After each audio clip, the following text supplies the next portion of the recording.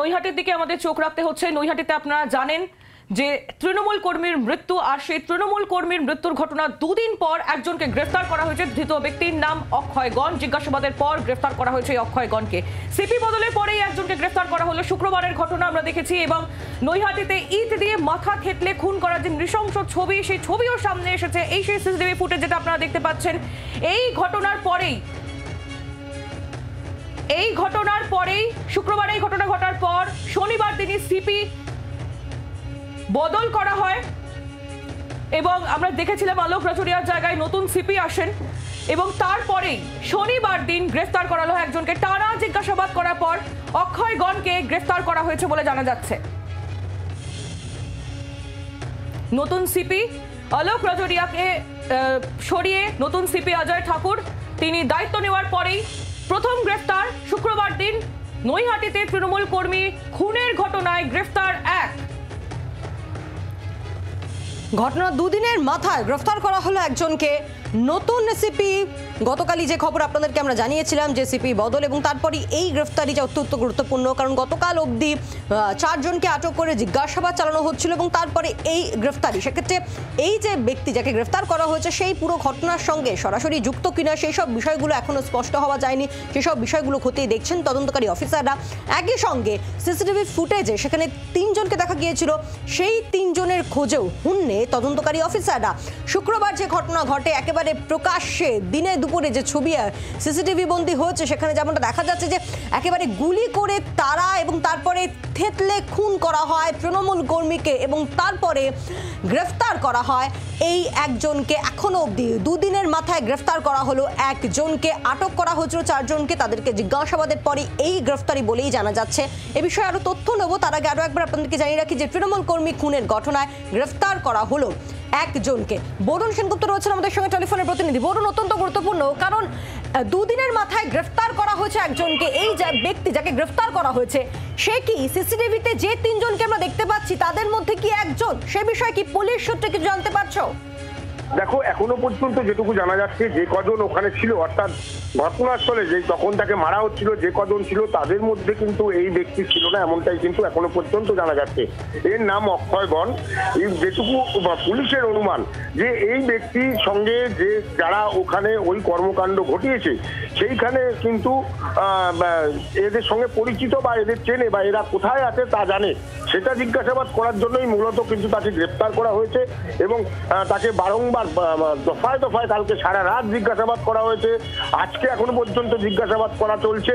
এরপরে তাকে পাঠিয়ে দেওয়া হবে ব্যারাকপুর আদালতে। পুলিশ নিজেদের হেফাজতেছে, তার কারণ পুলিশ যেটা মনে করছে এই ব্যক্তিকে তারা যদি জিজ্ঞাসাবাদ করে তাহলেই কিন্তু তারা বড় কিছু সাফল্য পেতে পারে, এমনটাই কিন্তু পুলিশের তরফ থেকে বলা হচ্ছে বা পুলিশ মনে করছে।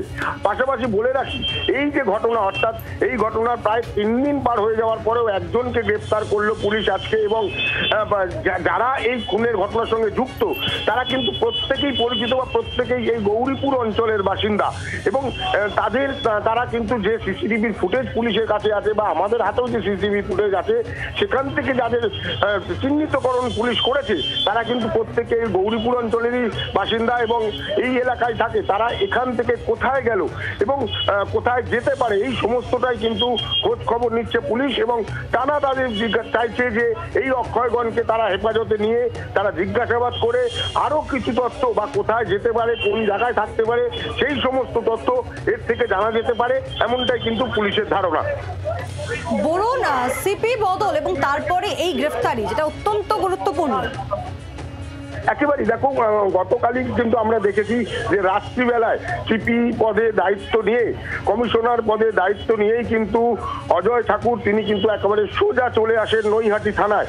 মাত্র 2 ঘন্টা তিনি দায়িত্বভার পেয়েছেন, তারপরেই তিনি চলে আসেন সোজা নৈহাটি থানায়। এসে কিন্তু একেবারে পুঙ্খানুপুঙ্খ সমস্ত যারা অফিসার ছিল তাদেরও জিজ্ঞাসাবাদ করে যে কিভাবে কি ঘটনা ঘটলো, সমস্তটা তিনি জানতে চান এবং জানেন।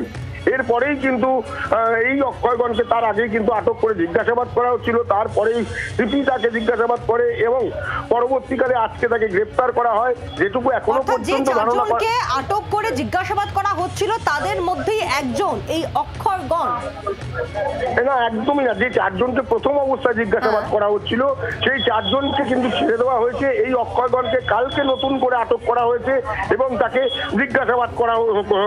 জিজ্ঞাসাবাদের জন্য আটক করেছিল। তারপরেই তার কোনো পরিচয় কি এখনো পর্যন্ত পাওয়া গেছে? যে তৃণমূল নেতা খুন হয়েছেন তার সঙ্গে এই অক্ষয়গণের কি সম্পর্ক? কোনো সম্পর্ক কি রয়েছে? একেবারে দেখো, এই অক্ষয় গণের যে পরিচয়, তিনি কিন্তু গৌরীপুর অঞ্চলেরই বাসিন্দা এবং সেইখানেই তিনি থাকেন। যেটুকু এখনো পর্যন্ত পুলিশ ধারণা করছে যে এই অক্ষয়গণ যে কজন ওখানে সেই সময় উপস্থিত ছিল,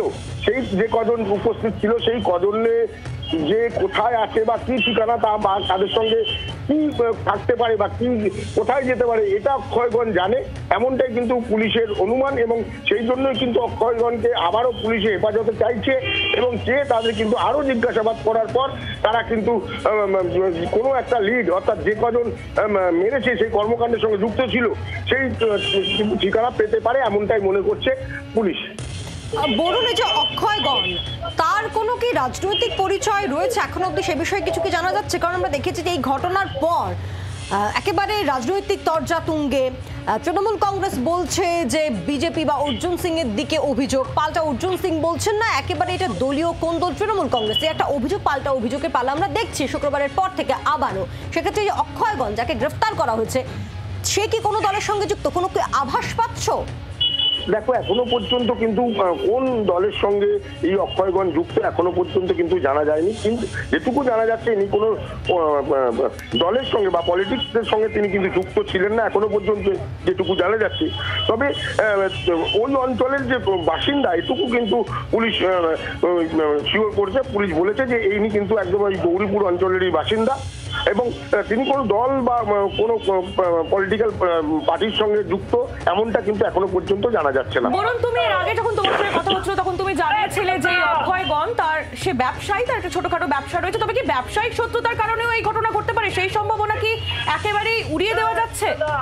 একেবারেই উড়িয়ে দেওয়া যাচ্ছে না সেই সম্ভাবনা। তার কারণ হিসাবে কিন্তু যে খুন হয়েছে তিনিও কিন্তু ব্যবসা করতেন এবং এই সমস্ত ব্যবসাটাই কিন্তু তাদের সেই গৌরীপুর অঞ্চল জুড়ে, অর্থাৎ গৌরীপুর ওই এলাকা আশেপাশের এলাকায় তারা ব্যবসা করতেন।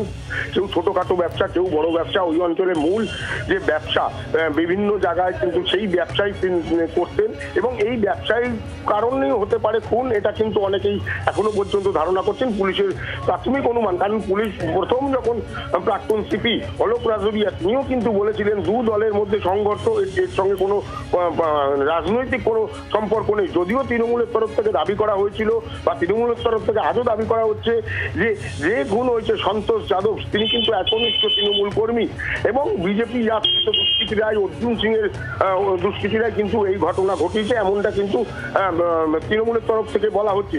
কিন্তু পুলিশের তরফ থেকে আগে জানানো হয়েছিল, কিন্তু এখন নতুন করে তদন্তে নেমে আরো কি পুলিশ পায় সেদিকে কিন্তু আমাদের নজর থাকবে। একেবারেই ধন্যবাদ তোমায় বরুণ সেনগুপ্ত আমাদের প্রতিনিধি ছিলেন আমাদের সঙ্গে টেলিফোন লাইনে। ইতিমধ্যেই নৈহাটিতে খুনের ঘটনায় পুলিশের সাফল্য, একজনকে ইতিমধ্যেই গ্রেফতার করেছে পুলিশ এবং তাকে জেরা করে আরো কারা এই ঘটনার সঙ্গে যুক্ত তাদের খোঁজ ইতিমধ্যেই শুরু হয়ে গেছে পুলিশের তরফ থেকে। বাংলার আওয়াজ, বাঙালির আবেগ, জি 24 ঘন্টা।